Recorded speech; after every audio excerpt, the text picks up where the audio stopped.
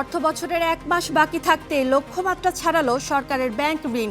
11 মাসে নেওয়া হয়েছে 1,12,000 কোটি টাকা। নানামুখী কর ছাড় আসছে বাজেটে, নিত্যপণ্যের দাম কমানোই লক্ষ্য। বাড়ছে করমুক্ত আয় সীমাও, বাড়তে পারে নতুন ভ্যাট প্রস্তাব। এবার ইসলামী ব্যাংক ইস্যুতে মাঠে নামলেন নারী গ্রাহকরা। নগদ টাকার সংকটে প্রতিষ্ঠানটি ধার চাইল কেন্দ্রীয় ব্যাংকের কাছে। অল্প দিনের মধ্যেই ট্রিলিয়নিয়ার হতে যাচ্ছেন ইলন মাস্ক। সম্পদের পরিমাণ দাঁড়াবে বাংলাদেশের অর্থনীতির দ্বিগুণ।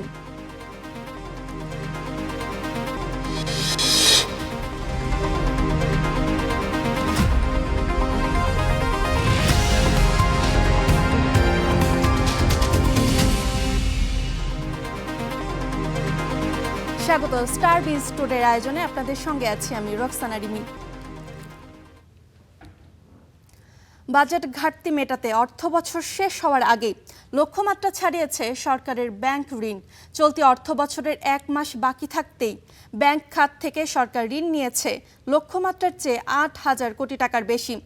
বাংলাদেশ ব্যাংক জানিয়েছে 2025-26 অর্থ বছরে জুলাই থেকে মে পর্যন্ত 11 মাসে দেশের ব্যাংকিং খাত থেকে সরকার ঋণ নিয়েছে 1,12,000 কোটি টাকা, যেখানে 12 মাসে ঋণ নেওয়ার লক্ষ্য ছিল 1,04,000 কোটি টাকা। জুন মাসেও সরকার ঋণ নিলে পুরো অর্থ বছরে এর পরিমাণ আরও বাড়তে পারে। এদিকে সরকার লক্ষ্যমাত্রার চেয়ে বেশি ঋণ নেয় সরকারি খাত চাহিদা অনুযায়ী ঋণ পাচ্ছে না। ফলে চলতি বছরের মার্চ মাসে এ খাতে দেশের ইতিহাসে সর্বনিম্ন 4.72% ঋণ প্রবৃদ্ধি হয়েছে।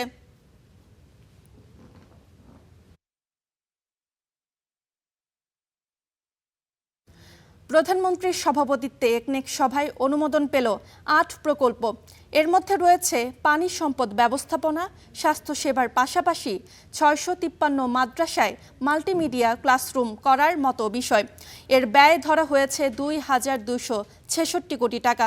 তবে বাদ পড়েছে আলোচিত চীনা অর্থনৈতিক অঞ্চল স্থাপনের প্রকল্পটি।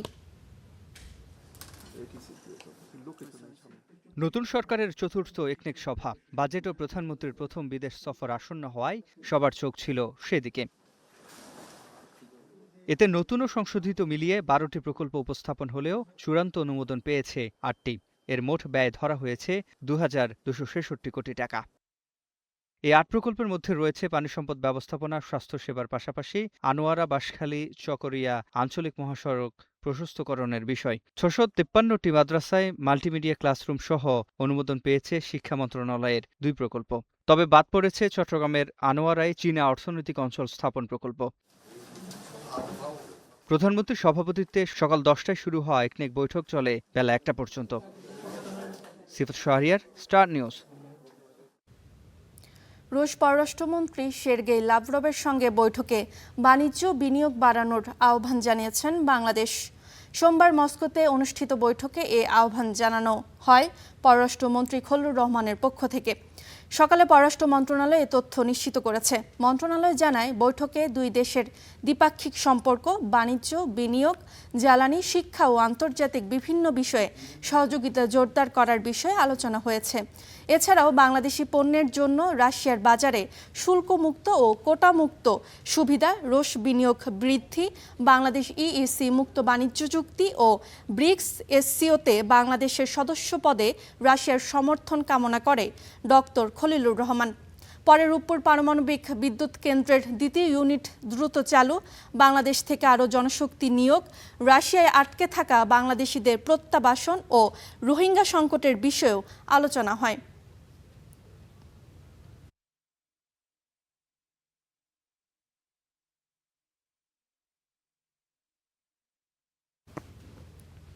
এবার জানাবো বাজেট 2026-27 খবর।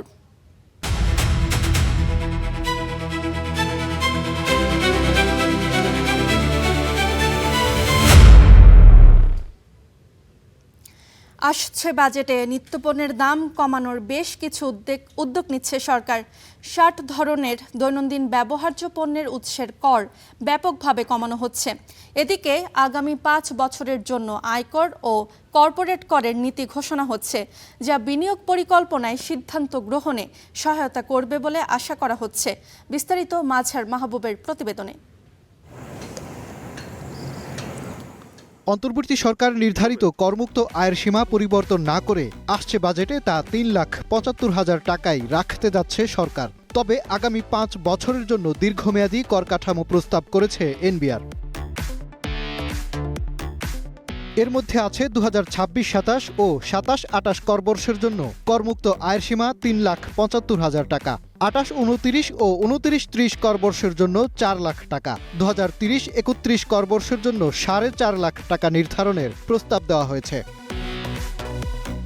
তবে ২৬-২৭ ও ২৭-২৮ করবর্ষে কর স্ল্যাবের প্রস্তাব দেওয়া হয়েছে ৬টি। প্রথম ধাপে ৩,৭৫,০০০-এর বেশি, পরবর্তী ৩ লাখ টাকায় ১০% ও ২০ লাখ টাকার বেশি আয় করলে দিতে হবে সর্বোচ্চ ৩০%। তবে ২০২৮-২৯ ও ২০২৯-৩০ করবর্ষে গিয়ে স্ল্যাব বেড়ে হবে ৭টি, যার মধ্যে ৪ লাখ টাকার বেশি আয় করলে প্রথম ৩ লাখের ওপর ১০% ও ৩ কোটি টাকার বেশি আয় করলে কর নির্ধারণ হবে ৩৫%। এতে কর বাড়বে উচ্চবিত্তদের।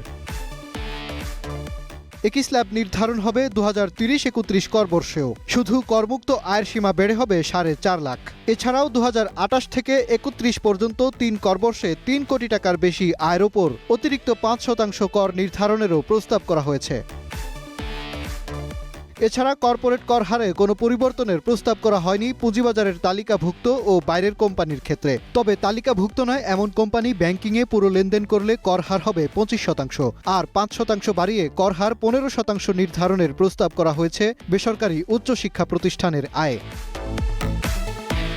বাজেটে ধান, চাল, গম, আলু, গবাদি পশু, হাঁস মুরগি, মাছ, পেঁয়াজ, রসুন, আদা, লবণ, চিনি, ভোজ্য তেল, বীজ সহ ৬০টি পণ্যকে নিত্যপণ্যের তালিকাভুক্ত করে বিদ্যমান ১ থেকে ৫% উৎসে কর প্রত্যাহার করে ০.৫% করার প্রস্তাব করা হয়েছে। মাঝার মাহবুব, স্টার নিউজ, ঢাকা। আগামী অর্থ বছরে উন্নয়ন প্রকল্পের গবেষণায় বরাদ্দ ৪০০ কোটি টাকা, অথচ পরামর্শক ব্যয়ে বরাদ্দ রাখা হয়েছে ৬,৪১৬ কোটি টাকা। গবেষণার জন্য রাখা বরাদ্দের প্রায় ১৬ গুণ বেশি অর্থ যাচ্ছে পরামর্শক খাতে। উন্নয়ন ব্যয়ের এই চিত্র নিয়ে উদ্বেগ প্রকাশ করেছেন বিশেষজ্ঞরা। বিস্তারিত মাহবুল ইসলামের প্রতিবেদনে। ঋণের ভারে নুজ্জ একটা দেশ রেখে গেছে। অর্থনৈতিক ভঙ্গুর অবস্থার মাঝেও উচ্চাভিলাষী বাজেট ঘোষণা করতে যাচ্ছে সরকার। সংস্থান করা হয়েছে। নতুন অর্থবছরের এডিপিতে বিভিন্ন উন্নয়ন প্রকল্পের পরামর্শক সেবা নেওয়ার জন্য বরাদ্দ রাখা হয়েছে ৬,৪১৬ কোটি টাকা, অথচ প্রকল্পের অধীনে দেশের বিশ্ববিদ্যালয়, গবেষণা প্রতিষ্ঠান এবং উদ্ভাবনমূলক কার্যক্রমের জন্য বরাদ্দ মাত্র ৪০০ কোটি টাকা। অতীতে বিভিন্ন প্রকল্পে পরামর্শক ব্যয় নিয়ে বিতর্ক উঠেছে। মন্ত্রণালয়গুলোর বিরুদ্ধে অভিযোগ আছে নিয়মিত দায়িত্ব পালনকে পরামর্শক সেবা দেখিয়ে বিপুল অর্থ হাতিয়ে নেয়ার। তবু বছর বছর এ খাতে হাজার কোটি টাকার বরাদ্দ দীর্ঘমেয়াদে নিজস্ব সক্ষমতাকে মারাত্মক ক্ষতিগ্রস্ত করছে বলে মত বিশেষজ্ঞদের। যারা এটার সুবিধাভোগী তারা কখনো এটা কমাবে না। সুতরাং এটা সরকারকে ডিসাইড করতে হবে, আপনি কি পরামর্শক বেশি দিবেন আর গবেষণায় কম দিবেন, নাকি গবেষণায় বেশি দিয়ে পরামর্শকের সংখ্যা কমাবেন। পরামর্শকের যে সংস্কৃতি আমাদের গড়ে উঠেছে এটা খুবই বাজে সংস্কৃতি। এটা আমাদের সব কিছুতেই পরামর্শক, কম্পিউটারে টাইপ করবে সেটাও পরামর্শক। বড় অবকাঠামো ও উন্নয়ন প্রকল্প বাস্তবায়নে বিশেষজ্ঞ পরামর্শ অপরিহার্য। তবে সেখানে দেশের সক্ষমতা না বাড়িয়ে পরামর্শ খাতে অত্যাধিক ব্যয়ের সংস্কৃতি থেকে বেরিয়ে আসার আহ্বান সংশ্লিষ্টদের। মাহবুল ইসলাম, স্টার নিউজ, ঢাকা। জামায়াত আমিরের অভিযোগ, ব্যাংক, বিমা সহ নানা প্রতিষ্ঠানের রাজনৈতিক হস্তক্ষেপে অপরাধীদের বসানো হচ্ছে ৮,৩৯,০০০ কোটি টাকার ছায়া বাজেট প্রস্তাবনায়। তিনি আরও বলেন, বাজেট কোনো দল বা গোষ্ঠীর জন্য নয়, এটি হতে হবে গণমুখী। স্বচ্ছতা না থাকলে কোনো বাজেটই কার্যকর হবে না বলেও মত তার। ২০১০ সালের জুনে বিরোধী দলীয় নেতা বেগম খালেদা জিয়া আওয়ামী লীগ নেতৃত্বাধীন মহাজোট সরকারের বাজেট ঘোষণার পাশাপাশি বিকল্প বাজেট প্রস্তাবনা তুলে ধরেছিলেন।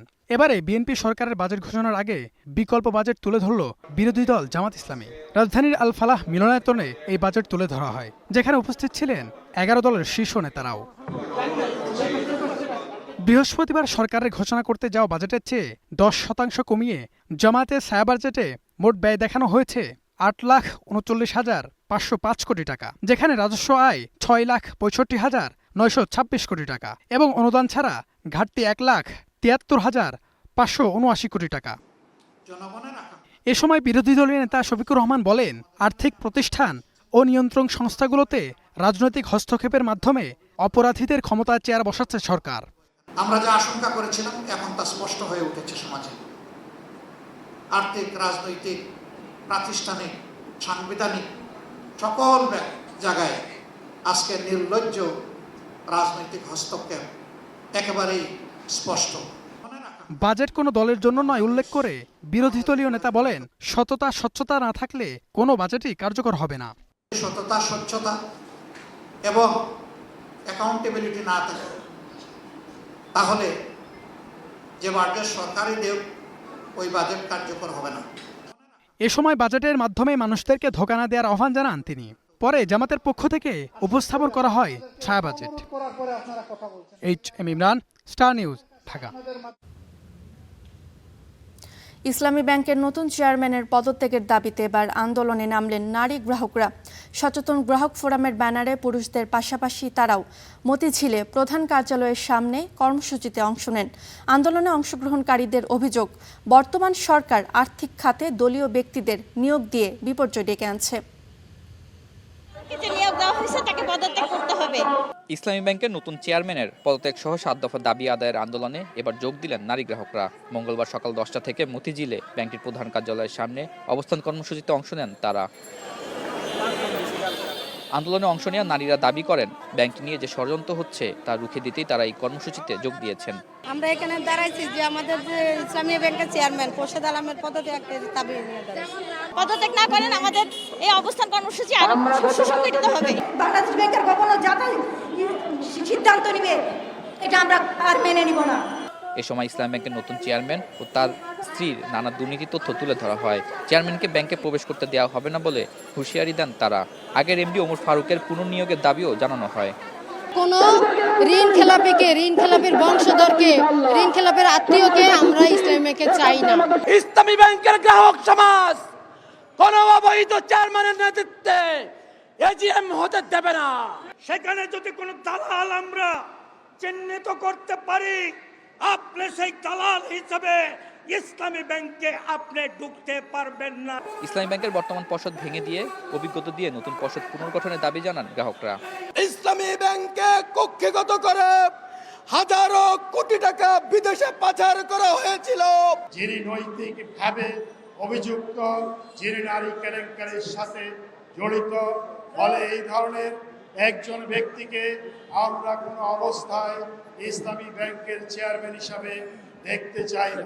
ইসলামী ব্যাংকে যারা লুট করেছে তাদের দৃষ্টান্তমূলক শাস্তির মাধ্যমে ব্যাংক খাতের অনিয়ম চিরতরে বন্ধের দাবি তোলেন আন্দোলনকারীরা। আতাউর নিয়ন, স্টার নিউজ, ঢাকা। ইসলামী ব্যাংকের নতুন চেয়ারম্যানের অপসারণের দাবিতে রাজশাহী ও জয়পুরহাট সহ বিভিন্ন জায়গায় মানববন্ধন করেছেন ব্যাংকের গ্রাহকরা। মানববন্ধনে ব্যাংকের গ্রাহকরা বলেন, ইসলামী ব্যাংক প্রতিষ্ঠা লগ্ন থেকে অত্যন্ত সুনামের সঙ্গে পরিচালিত হয়ে আসছে। বিগত স্বৈরাচারী সরকার এই ব্যাংকটিকে ধ্বংস করার ষড়যন্ত্রে লিপ্ত হয়েছিল। ব্যাংকের অর্থ লুট করে বিদেশে পাচার করে প্রতিষ্ঠানটিকে ধ্বংসের কিনারায় নিয়ে আসে। বর্তমান চেয়ারম্যান খুরশিদ আলম প্রসঙ্গে বলেন, তিনি ফ্যাসিস্টের দোসর। অবিলম্বে তার পদত্যাগের দাবি করছেন আন্দোলনকারীরা। যতদিন না এই চেয়ারম্যানকে অপসারণ করা হবে ততদিন কর্মসূচি অব্যাহত থাকবে বলে জানানো হয়।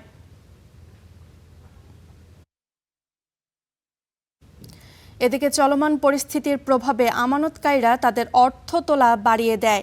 নগদ টাকার সংকটে পড়েছে ইসলামী ব্যাংক।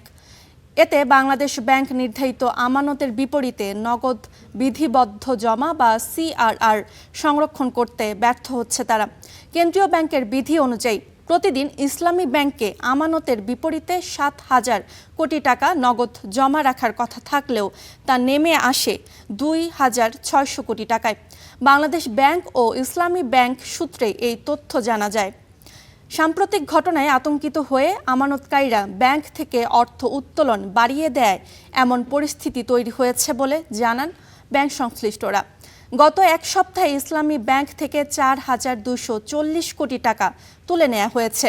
এমন পরিস্থিতিতে নগদ অর্থের সংকট কাটাতে বাংলাদেশ ব্যাংকের কাছে 10,000 কোটি টাকা ধার চেয়েছে ইসলামী ব্যাংক।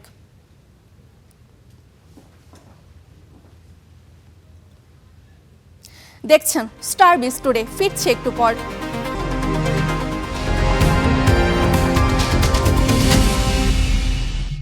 দেখছেন স্টার বিজ টুডে। এ যেন সরকারি অর্থের শুধুই অপচয়। বছরের পর বছর ধরে অকেজো বরগুনার পৌরসভার বেশ কয়েকটি মূল্যবান গাড়ি। বিভিন্ন প্রকল্পে কেনা কোটি কোটি টাকার এসব গাড়ি নাগরিক সেবায় কোনো কাজে আসছে না। পৌর কর্তৃপক্ষ বলছে এসব গাড়ির বিষয়ে দ্রুত সিদ্ধান্ত নেওয়া হবে। দীর্ঘদিন ধরেই খোলা আকাশের নিচে রোদে পুড়ে বৃষ্টিতে ভিজে নষ্ট হচ্ছে কোটি কোটি টাকার এসব গাড়ি। মূল্যবান এসব গাড়ি নাগরিক সেবায় ব্যবহারের কথা থাকলেও ঠাঁই হয়েছে বরগুনা পৌরসভার বিবি কমপ্লেক্স মাঠে, যার বেশিরভাগই এখন অকেজো, যা জনগণের কোনো কাজেই আসছে না। এখানে প্রায় 10-15 কোটি টাকার গাড়ি আছে, যে গাড়িগুলো ম্যাক্সিমামই নতুন ঢুকছে, এইখানে বসেই পচে যাচ্ছে। এই টাকাটা তো আমাদের, তা আমরা চাই যে এটা একটা সুরাহা করা হোক। বৃষ্টি খোলা আকাশের নিচে গাড়িগুলো রাখা হয়েছে, সবের ক্ষতি হইতেছে, আমাদের ক্ষতি হচ্ছে, আমাদের ট্যাক্সের টাকার ক্ষতি হইতেছে। সঠিক পরিকল্পনায় না হওয়ার কারণে, সঠিক ডিজাইনের না করার কারণে এই ধরনের গাড়ি ক্রয় করা হয়েছে। এগুলোর মাধ্যমে একটা গোষ্ঠী বড় ধরনের অর্থ লোপাট করেছে, যার প্রমাণ আপনারা দেখতে পাচ্ছেন যে খোলা মাঠে কোটি টাকার গাড়ি পড়ে রয়েছে। পৌর কর্তৃপক্ষের দাবি, চালক সংকটের পাশাপাশি যন্ত্রাংশের অভাবে বেশিরভাগ গাড়িই সচল করা যাচ্ছে না। এমনকি দাপ্তরিক জটিলতায় সম্ভব হচ্ছে না নিলামও। নিলাম দিতে গেলে বিআরটি এর পারমিশন লাগে এবং স্থানীয় সরকার মন্ত্রণালয়ের পারমিশন লাগে। আমরা এর আগে একবার এটা নিলাম দেওয়ার জন্য স্থানীয় সরকার মন্ত্রণালয়ে আমরা লিখছি, হয়তো বিভিন্ন ব্যস্ততা বা কাজের ইস্যুর জন্য আমরা আজ পর্যন্ত এদের কোনো পারমিশন আমরা পাইনি। আমাদের বরগুনা পৌরসভায় এরকম যদি অব্যবহৃত গাড়ি থেকে থাকে, এগুলোকে ব্যবহার করে কিভাবে নাগরিক সেবা নিশ্চিত করা যায় এবং নাগরিকদের সুবিধাগুলো নিশ্চিত করা যায়, সে ব্যাপারে আমরা প্রয়োজনীয় ব্যবস্থা নেব। তথ্য অনুযায়ী পৌর কর্তৃপক্ষের আওতায় জিপ, ডাম্প ট্রাক, রোলার সহ বিভিন্ন ধরনের 24টি গাড়ি রয়েছে, যার মধ্যে বর্তমানে সচল 8টি। Desk report, star news. দেশের বাজারে 22 ক্যারেটের প্রতি ভরি স্বর্ণ বিক্রি হচ্ছে 2,29,373 টাকায়, আর 21 ক্যারেট বিক্রি হচ্ছে 2,18,933 টাকা। 18 ক্যারেটের বিক্রি হচ্ছে 1,87,674 টাকা। সনাতনের প্রতি ভরি স্বর্ণের দাম নির্ধারণ করা হয়েছে 1,52,857 টাকা। শনিবার সকালে নতুন দাম ঘোষণা করে বাংলাদেশ জুয়েলার্স সমিতি বাজুস।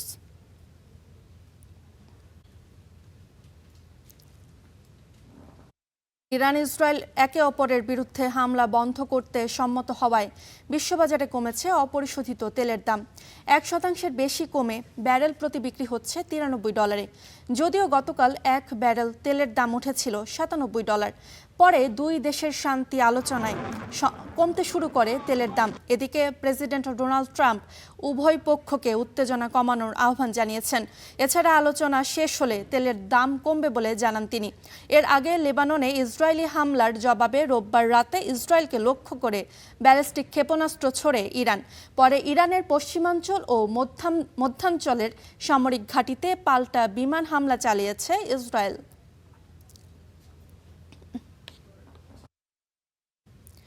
অবশেষে ইলন মাস্ক হতে যাচ্ছেন বিশ্বের প্রথম $1 ট্রিলিয়ন মালিক। স্পেস এক্সের শেয়ার বিক্রি করে তিনি হতে পারেন মানব ইতিহাসের সবচেয়ে বেশি ধনাঢ্য ব্যক্তি। তার সম্পদের পরিমাণ এমন জায়গায় পৌঁছাবে যে বিশ্বের বহু মধ্যম আয়ের দেশের সামগ্রিক অর্থনীতির চেয়ে মাস্কের সম্পদের পরিমাণ হবে এর চেয়ে বেশি, যে তালিকায় রয়েছে বাংলাদেশও। ইলন মাস্ক বিশ্বের প্রথম ট্রিলিয়নিয়ার বা 1 লাখ কোটি ডলারের সম্পদের মালিক হতে যাচ্ছেন। মানব ইতিহাসের বাণিজ্যিক পরিসরে এত বিপুল ব্যক্তিগত সম্পদের নজির আগে কখনো দেখা যায়নি। টেসলার প্রধান নির্বাহী কর্মকর্তা হিসেবে দায়িত্ব পালনের সুবাদে মাস্কের হাতে বর্তমানে $273 বিলিয়ন শেয়ার ও স্টক রয়েছে। আগামী সপ্তাহে স্পেস এক্স প্রাথমিক শেয়ার বিক্রি হলে আরও $841 বিলিয়ন সম্পদ যোগ হতে পারে। সব মিলিয়ে এই দুটি কোম্পানি থেকেই মাস্কের সম্পদের পরিমাণ দাঁড়াবে $1.11 ট্রিলিয়ন। আন্তর্জাতিক মুদ্রা তহবিল IMF-এর তথ্য অনুযায়ী বিশ্বের মাত্র 20টি দেশের অর্থনীতির আকার $1.1 ট্রিলিয়ন বেশি। অর্থাৎ বিশ্বের অধিকাংশ দেশের অর্থনীতির মূল্যই মাস্কের সম্ভাব্য সম্পদের চেয়ে কম। এসব দেশের মধ্যে রয়েছে তাইওয়ান, আয়ারল্যান্ড, সুইডেন, সিঙ্গাপুর ও মাস্কের জন্মভূমি দক্ষিণ আফ্রিকা। IMF-এর তথ্য অনুযায়ী 2026 সালে বাংলাদেশের জিডিপি ছিল $510 বিলিয়ন। অর্থাৎ মাস্কের এই সম্পদের পরিমাণ বাংলাদেশের মোট অর্থনীতির প্রায় দ্বিগুণ। এমনকি 2025 সালে সমগ্র মার্কিন যুক্তরাষ্ট্রে বিক্রি হওয়া 1,63,00,000 নতুন গাড়ির মোট মূল্য তার সম্পদের ধারে কাছেও নেই। একজন মানুষের পুরো জীবনে এত অর্থ ব্যয় করা অসম্ভব। কেউ যদি প্রতি ঘন্টায় $10 লাখ করে খরচ করেন, তাহলেও $1 ট্রিলিয়ন খরচ করতে তার 1 বছরের বেশি সময় লাগবে। তবে এই সম্পদের বড় অংশই কাগজে। এটা ব্যাংক হিসাবে জমা থাকা নগদ অর্থ নয়। ফলে ভবিষ্যতে বিনিয়োগকারীরা টেসলা ও স্পেস এক্সকে কিভাবে মূল্যায়ন করবে তার উপরই নির্ভর করবে ইলন মাস্ক সত্যি বিশ্বের প্রথম ট্রিলিয়নিয়ার হিসেবে ইতিহাসে জায়গা করে নিতে পারবে কিনা। Roksana Rimi, star news. এই ছিল স্টার বিস্টুডের আয়োজনে। এতক্ষণ সঙ্গে থাকার জন্য ধন্যবাদ।